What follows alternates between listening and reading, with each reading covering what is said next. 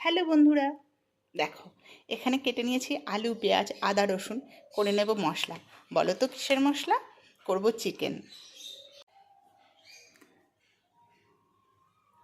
দেখো, খালি চিকেন করলে তো হবে না, তার সাথে না বাচ্চারা খেতে চাইছে লুচি। তো করে নেব লুচি, কিন্তু আগে চিকেনটা তো রান্না করে নিই। গরম মশলাটা দিয়ে দিলাম, গোটা গরম মশলা, এতে ফ্লেভারটা একটু ভালো হয়। মশলাটাও দিয়ে দিলাম।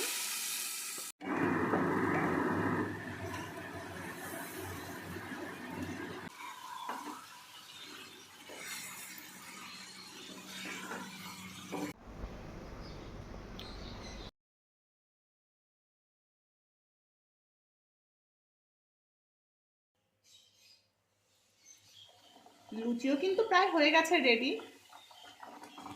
তোমরা কে কে লুচি আর মাংস খেতে ভালোবাসো জানিও তো। বাবাই গিয়ে রাত্রে কিন্তু আজকে বিশেষ করে লুচি আর মাংসটা করলাম।